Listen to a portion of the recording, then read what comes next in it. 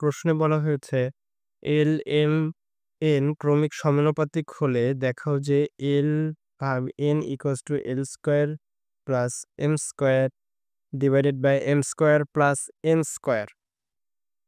এখন প্রথম লাইনটা যেটা বলছে যে এল, এম, এন ক্রমিক সমানুপাতিক হলে এল, এম এবং এন ক্রমিক সমানুপাতিক। ক্রমিক সমানুপাতিক মানে কি?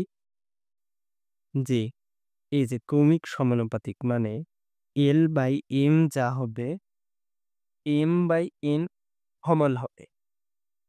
এল বাই এম যা এন বাই এনও তা সেম জিনিস। এটা সেম জিনিস। এখন এই লাইনটা থেকে এই লাইনটা থেকে আমি এখন আর গুণ দিয়ে একটা মান আনবো যে এই যে আর গুণ এরকম করে হয়।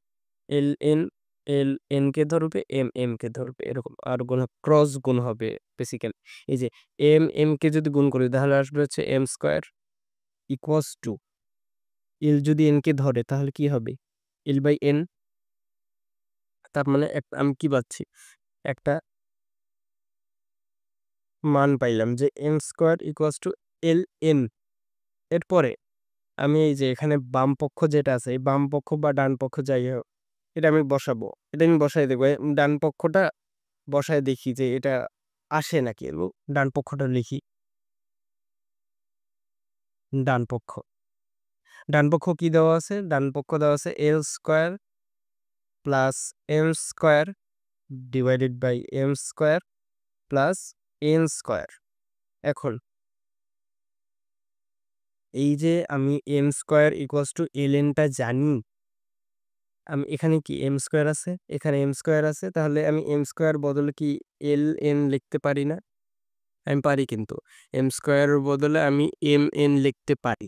তাহলে এল স্কয়ার প্লাস এল এন, এই যে এম স্কয়ার বদলে লিখছি, এই যে একটা থার্ড ব্র্যাকেট দিয়ে লিখে দিতে পারো যে M square equals to L N. Number অনেক সময় কাটে। আবার এই যে এম স্কয়ার বদলে L N plus N square. এখন উপরে দেখি তো কোনটা কমন যায়। এল এটার ভিতরেও আছে, এল এটার ভিতরেও আছে, তার মানে এলটা হবে আমার কমন যাবে।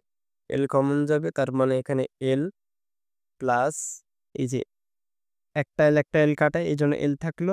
আর এই যে এখানে এল এল কাটা, তাহলে থাকে এন। এখানে এন এল এন এর ভিতরেও এন আছে, এখানে এন স্কোয়ারের ভিতরেও এন আছে, তার মানে আমি এন কমন নিব।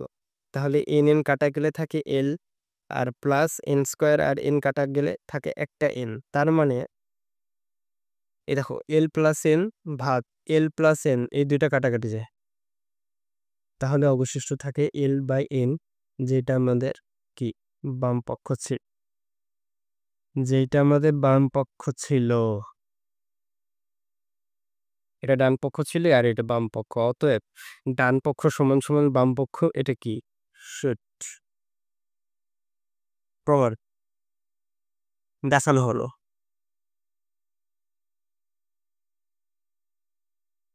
এই অঙ্কটা আমি আরেকবার বলি। এখানে প্রথমে ক্রমিক সমানুপাতিক যেহেতু বলছে, তার মানে এল বাই এম, মানে যেখান থেকে শেষ সেখান থেকে আবার এই সাইডে শুরু।